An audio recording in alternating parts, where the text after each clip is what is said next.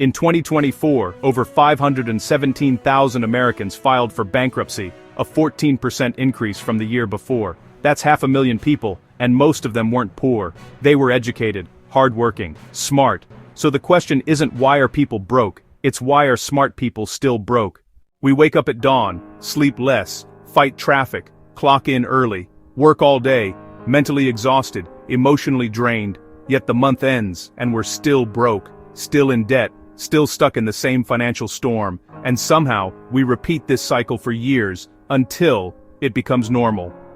That's not just hard work, that's financial fatigue disguised as discipline, and it's quietly killing our peace. Ignorance, not intelligence, keeps people broke, not because we're lazy, but because we were trained to work for money instead of learning how money works for us. We were taught how to earn, but never how to own.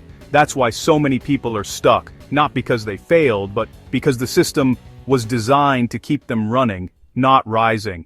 Morgan Housel, author of The Psychology of Money, once said, "Every dollar of debt you owe is a piece of your future that somebody else owns." Debt isn't just financial, it's emotional. It steals peace one installment at a time. It's not just about owing money, it's about owing moments, sleep, and sanity. And that's what most people never realize. Money problems don't start with money. They start with mindset. Scroll through your feed and everyone looks rich. Luxury, travel, success stories. But what you're seeing isn't wealth. It's performance.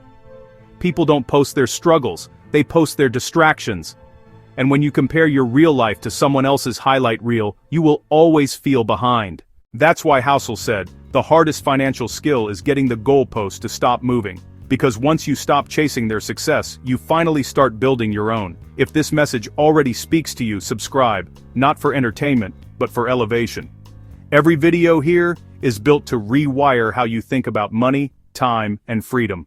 The truth is, most of us are not financially broken, we're psychologically trapped. We think happiness comes after the next paycheck, after the next raise, after the next thing. But if you don't change your mindset, your income will rise and your problems will just become more expensive.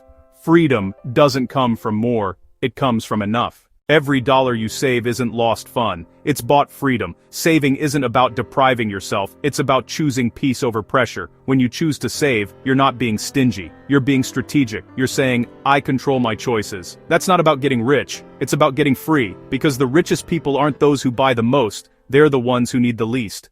But freedom isn't only about saving, it's about creating. The real trap is spending your entire life building someone else's dream while yours collects dust. We work years building corporations, brands, and systems that would replace us in a week if we disappeared. We sacrifice creativity for comfort, potential for paychecks. And then we wonder why we feel empty even when we're doing everything right. The truth is, you'll never find true freedom until you build something of your own. No matter how small. A side project, a digital brand, a product, a channel, something that's yours. Because when you start something, you shift from being controlled to being in control.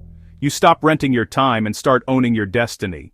You don't need to quit your job overnight, you just need to start planting the seeds of independence. Learn, create, experiment, fail, adjust, keep going. Because the longer you wait to start, the longer you'll stay trapped in someone else's plan. Every great empire started as a single decision.